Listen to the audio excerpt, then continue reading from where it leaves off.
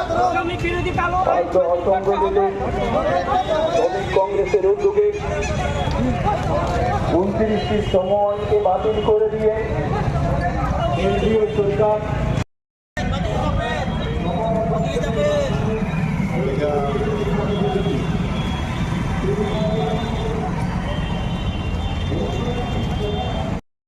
আমাদের all Tripura unorganise worker কংগ্রেসের পক্ষ থেকে শ্রমিক স্বার্থে প্রধানমন্ত্রীর কাছে আমাদের যে ডেপুটেশনটা দিচ্ছি আমরা শ্রম দপ্তরের মাধ্যমে সেটা আমরা দিচ্ছি। কারণ বিগত দিনে যে সরকার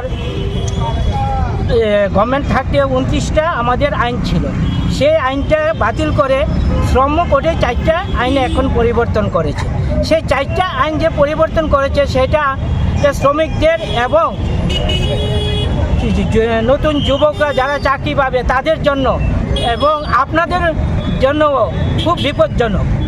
আমরা ওই শ্রম কোডের যে 4টা আইনের বিরোধিতা করে আজকে আমরা এই ডেপুটেশন, কারণ আমরা দেখেছি যে এই কোডের মধ্যে দেখা গেল যে গর্ভবতী মহিলাদের জন্য কোনো কাজ রাখেনি এবং তাদের সুরক্ষার জন্য কোনো কাজ নেই এই 4টা কোডে, এবং রাত্রেবেলা কাজ করতে গেলে যেই এটা দরকার সেটারও কোনো কিছু রাখেনি এবং সেটা কর্পোরেটরদের হাতে চলে গেছে।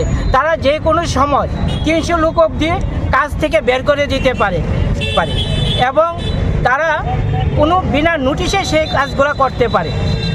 আমরা তারই প্রতিবাদে আজকে শ্রম দপ্তরে প্রধানমন্ত্রীর কাছে এই ডেপুটেশনটা দেব শ্রম দপ্তরের মাধ্যমে। আপনাদের মোট কয় দফা দাবি? আমাদের 9 দফা দাবি। আমি শান্তনু পাল, অল ত্রিপুরা আনঅর্গানাইজ ওয়ার্কার কংগ্রেসের চেয়ারম্যান।